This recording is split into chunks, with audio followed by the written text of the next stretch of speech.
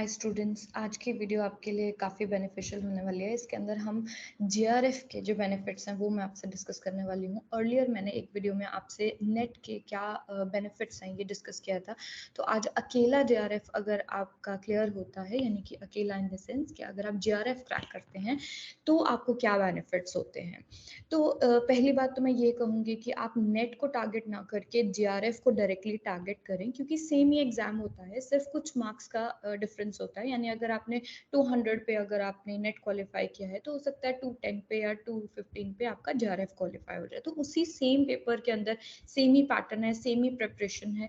आपको थोड़ा hard work करके आपको जीआरएफ ही टारगेट करना है, क्योंकि जीआरएफ जो है उसके काफ़ी अच्छे बेनिफिट्स हैं। बेटर देन नेट आपको ज़्यादा बेनिफिट्स इसके अंदर मिलते हैं। सो लेट्स डिस्कस कि क्या बेनिफिट्स आप ले सकते हैं अगर आप जीआरएफ क्रैक करते हैं। तो फर्स्ट चीज़ तो जो मैं कहूँगी कि बहुत से स्टूडेंट्स जो करते भी है कि वो पीएचडी करना चाहते हैं और इसी के लिए वो टारगेट करते हैं। तो पहली चीज़ आपको यहाँ पे बेनिफिट क्या मिल जाता है कि आपको डायरेक्ट एंट्री मिलती है पीएचडी के अंदर, यानी कि you have to give no entrance exam.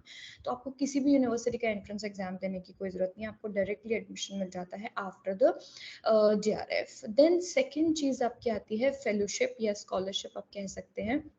बहुत ही अच्छा अमाउंट यूजीसी की तरफ से दिया जाता है जो जीआरएफ स्कॉलर्स हैं उनके लिए। लाइक 35,000 वो इस टाइम पे दे रहे हैं, एंड अभी बात चल रही है कि इसे इंक्रीज कर दिया जाएगा up to 50,000, which is very good scholarship. तो ये बहुत बड़ा बेनिफिट आ जाता है। देन तीसरी चीज़ आ जाती है, आपका एपीआई स्कोर इंक्रीज हो जाता है। जैसे कि सभी बच्चों को पता है कि हम जब असिस्टेंट प्रोफेसर की जॉब के लिए अप्लाई करते हैं तो हमारा एपीआई स्कोर वहाँ पे काउंट होता है।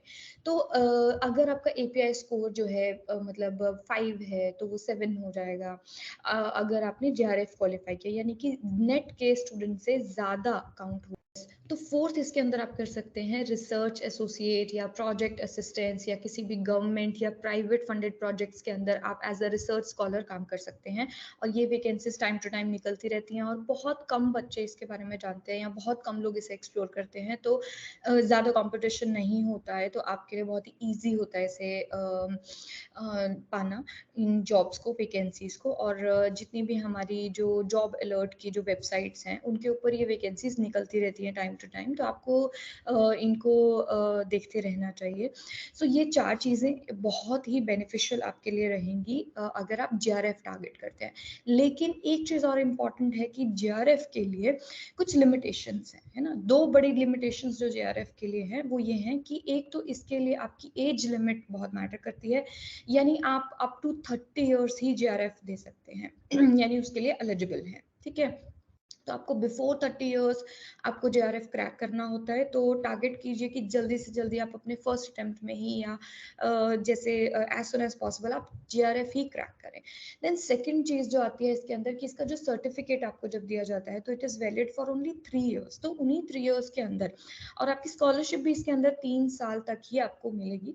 उसके बाद आपकी प्रमोशन हो जाती है एज एसआरएफ, तो उसके बेनिफिट्स अलग होते हैं और उसकी चीज़ें अलग होती हैं।